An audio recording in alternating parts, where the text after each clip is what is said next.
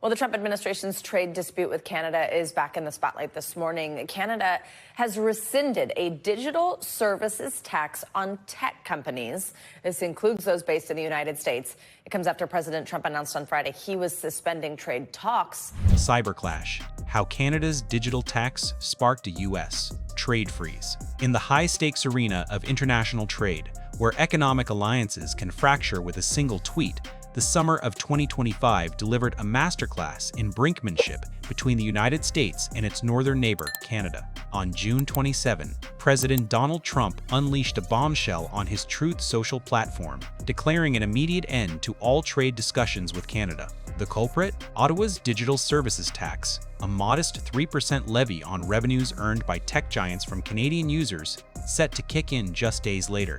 Trump branded it an egregious and blatant attack on American innovation, accusing Canada of mimicking Europe's similar measures and vowing swift retaliation through new tariffs on everything from maple syrup to machinery. This wasn't just rhetoric. It halted negotiations that had been grinding toward a potential overhaul of the United States. Mexico-Canada agreement ahead of its 2026 review. Within 72 hours, Canada blinked, rescinding the tax entirely on June 30 and pledging legislative repeal, a move that reopened the diplomatic floodgates but left lingering questions about sovereignty and leverage in the shadow of U.S. economic might. This digital tax standoff, unfolding against a backdrop of escalating tariffs and mutual recriminations, reveals how the invisible currents of the online economy have upended traditional trade battles, thrusting Silicon Valley's fortunes into the crosshairs of global power plays. Picture the scene. It's late June in Washington, the air thick with the humidity of atomic summers and the tension of impending deadlines. Trump, fresh from a G7 summit in Cannes, where he'd shaken hands with Canadian Prime Minister Mark Carney just weeks earlier, fires off his post at midday. We have just been informed that Canada, a very difficult country to trade with, has just announced that they are putting a digital services tax on our American technology companies, which is a direct and blatant attack on our country, he writes, his words echoing the bombast that defined his first term. The tax, first legislated in 2020 under the previous Liberal government, but delayed amid U.S. pressure, targeted firms like Google, Amazon, Meta, Uber, and Airbnb, predominantly American behemoths, with global revenues over CAD $750 million and Canadian digital earnings exceeding CAD $20 million annually. Retroactive to 2022, it promised Ottawa an estimated CAD $5.9 billion over 5 years, a windfall to fund public services in an era where physical borders mean little to data streams. Yet to Trump, it was highway robbery, a discriminatory ploy that spared smaller Canadian players while hammering U.S. exports of code and content. His termination of talks wasn't isolated. It derailed discussions on steel surtaxes, lumber disputes, and auto supply chains, sectors where bilateral trade topped $760 billion the prior year. Carney, a former Bank of England governor thrust into politics on a tough-on-Trump platform, faced immediate backlash at home. Conservative leader Pierre Poilievre lambasted the move as weakness, tweeting that Canada must put Canada first with emergency economic bolstering. Across the border, U.S.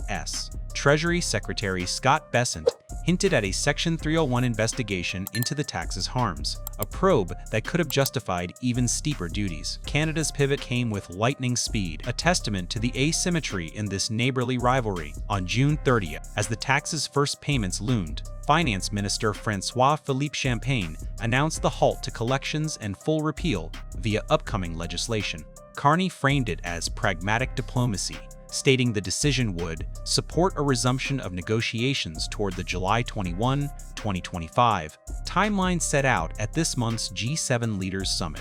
Behind the scenes, it was a calculated retreat. Ottawa had mulled pausing the tax as recently as June 19, but Trump's ultimatum forced a total surrender.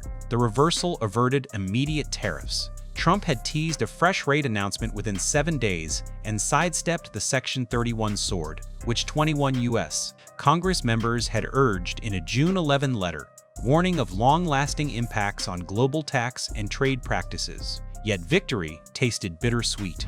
Canadian exporters, already reeling from earlier U.S. levies on steel, 25%, and aluminum, 10%, breathed temporary relief, but the episode exposed vulnerabilities. The DST, inspired by OECD blueprints for fairer digital taxation, was meant to capture value created in Canada from user data and ads, not just headquarters. Critics like the U.S. Chamber of Commerce argued it extraterritorially taxed American IP, echoing battles with France and the UK.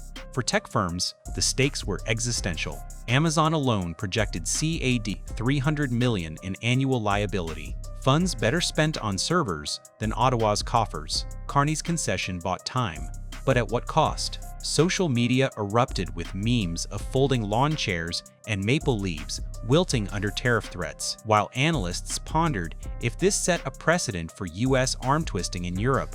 Delving deeper into the mechanics reveals a policy labyrinth woven from innovation envy and fiscal necessity.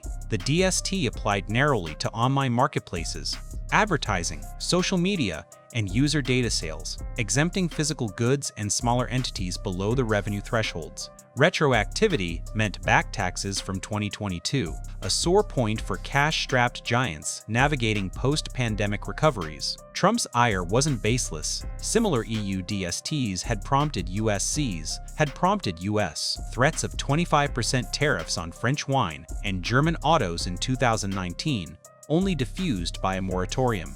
Here, the termination on June 27 froze progress on a bilateral deal envisioned at the May White House bilateral, where Carney and Trump pledged July 21 resolution. White House economic advisor Kevin Hassett later revealed Canada had rebuffed a 30-day delay request, tipping the scales. The fallout rippled. U.S. Trade Representative Jamieson Greer paused planned probes, but not before Besant mused on Fox Business about higher tariffs across all Canadian goods if defiance persisted. Canada's response: a scramble to rebuild goodwill, including boosted border security funding and concessions on lumber disputes. Economically, the tax's demise pinched revenues, equivalent to 0.2% of GDP, but spared broader escalation. U.S. goods imports from Canada hit $349 billion last year, with autos and energy dominating. Any tariff hike could inflate prices from Detroit assembly lines to Vancouver ports. For digital natives, it was a win. Meta's stock ticked up 1–2% post-repeal, buoyed by averted hits to ad margins. Yet the saga's true intrigue lies in its broader canvas, painting trade not as ships and steel, but streams of data and dollars in the cloud. This wasn't mere tit-for-tat.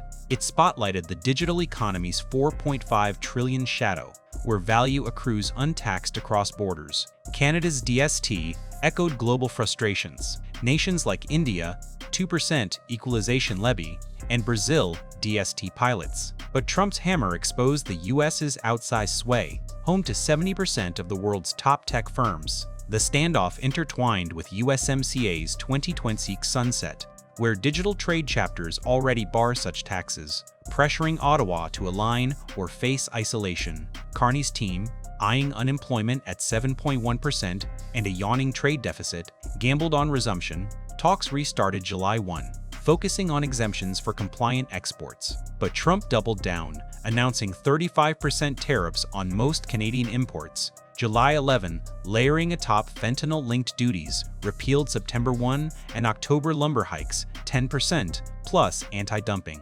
This escalation, despite the DST fold, underscored a pattern: concessions as quicksand, yielding little lasting peace. X-threads buzzed with recaps from Sed Wilbury's YouTube timelines of peak moments, like Premier Ford's feisty retorts to Brian Lilly's clips of advisor Peter Navarro decrying Canadian unfair tactic. Rebel News crowed over the internet tax scrap, while users like iJinksters urged reinstating DST amid stalled deals, and IMOFRET1 floated UNs suspending it if tariff letters arrived. Reactions cascaded like a viral algorithm, blending outrage, schadenfreude, and strategic size. In Canada, Poilievre's conservatives decried the repeal as giving away leverage for naught, with Opsonian 99 lamenting the June 29 outright scrap over a mere pause. Progressives hailed Carney's deafness, arguing it forestalled worse, like 250% dairy threats from March. South of the border, Trump's base cheered the strongman flex, with Fox panels lauding protection of American innovation. Tech lobbies exhaled, but economists warned of contagion. If Canada capitulated, would the EU follow installed US talks? Al Jazeera's Rachel Ziemba called it a scare tactic, not surprising given Trump's EU playbook. Bloomberg's Brian Platt noted Carney's self-imposed 30-day G7 deadline as the real pressure cooker, now lapsed without US buy-in. On Daily Bull Run quipped Trump rage quit talks, folding Canada faster than a camping chair, while Igazmiley XXX mocked dropped elbows, post-handshake. International ripples touched Malaysia, where an 8% DST hike mirrored Canada's woes, prompting whispers of Madani government spins if Trump demanded scraps. The human toll? Exporters in Ontario auto plants fretted supply snarls. Vancouver coders pondered untaxed data flows. Yet amid the din, glimmers of hope, July's resumed huddles yielded steel exemptions, hinting at a fragile thaw. Historically, this echoes 2018's steel wars, where Trump's 25% duties strained ties until USMCA's birth. But the digital twist marks evolution. Trade once meant widgets. Now it's algorithms, with DSTs challenging the stateless web.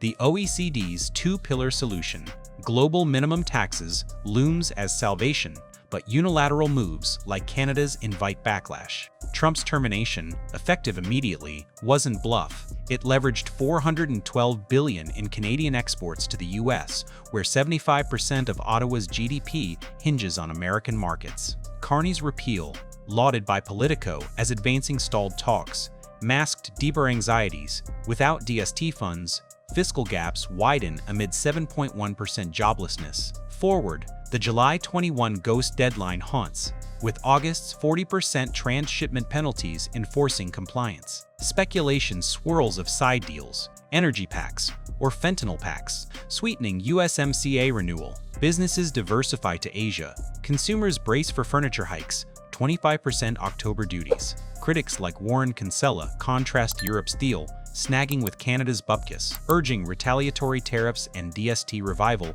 if talks crater. Ultimately, this digital dust-up transcends taxes, illuminating the frayed threads of alliance in a borderless bazaar. Trump's post, a digital Molotov, scorched bridges but kindled fires of reflection. Can nations tax the intangible without inviting the tangible fist of tariffs? As October 20th, 2025 unfolds with lumber levies biting, the lesson endures. Trade's new frontier demands not just steel spines, but silicon savvy. In this tango of titans, Canada's quick-step retreat preserved the dance floor, but the music's tempo quickens, daring all to match steps or stumble into isolation. The world watches, screens aglow, as pixels and politics collide in the grand bargain of the 21st century.